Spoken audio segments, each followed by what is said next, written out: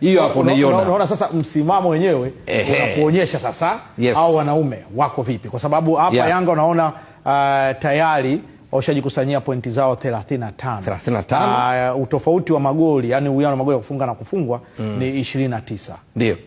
Michezo waliocheza? Leo mchezo wa 13. Sasa maana yake nini? Ukiangalia pale, mimi siangalia msimamo sana, naangalia performance. Inaofuatia kwa performance ni Simba ambayo kwa pointi walizonazo 27 kwa michezo 12 ni performance ya 75%. Kumbuka Yanga performance ya 90%.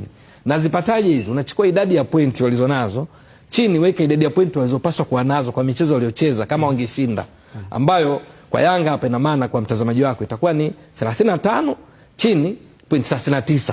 Maki michezo 13, alafu zidisha kwa 100 ndio unapata ufanisi. Kwa sababu hamna namna ya kulinganisha ufanisi wa timu wakati mechi ziko tofauti. Kwa mfano JKT Tanzania mechi 17 walipaswa wawe na pointi 51. Pointi walizonazo 28, maana yake performance yao ni 55%. Mbwaduke wewe ni mchumi. Na vingi nimevisoma. Uchumi ipo. Uchumi wa macro, micro. Hebu leo niache kabisa. Yaani akili yangu wakina Sheka Rashid kila siku ananiambia pale muulize swali hili Mbwaduke. Hivyo wewe umefanya nini na nini? Ni mwalimu wa physics geography. Nimesoma business administration University of Dar es Salaam bachelor. Postgraduate Mass Comm Mlimani Chuo Kikuu Dar es Salaam. Masters St. Augustine University. Ni kocha youth. Walimu wangu ni pamoja nao kwa level. Wako juu. Bado anaongeza vitabu. Basi ndio mingi. Lakini ni mchumi. Uchumi of course unaposoma business administration University of Dar es Salaam. Course unazosoma uchumi ipo ya macro na micro. Yaani uchumi ule mdogo na uchumi mkubwa. Wote nao ni sehemu ya. Hivi bwasha unavyoweka. Wewe umeshawahi kusoma na waziri mkuu?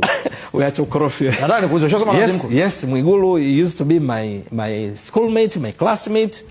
Maana nasikia naye alikuwa na ligi hataki kupitwa. Kwa sababu umekumbushia hapa nikutajie tu sifa yake. Wakati tunaingia advance form 5 tuliruhusiwa sisi moko form 6. Sisi tuko topic ya kwanza logic and set, hesabu. Ina maana tuko form 5 ndio tunaripoti. Hatujaanza kusoma serious. Tukaruhusiwa kufanya moko ya form 6 mkoani Dodoma. Tukaruhusiwa ukiwa na unajiamini toa shilingi 5000 unashiriki kwenye moko.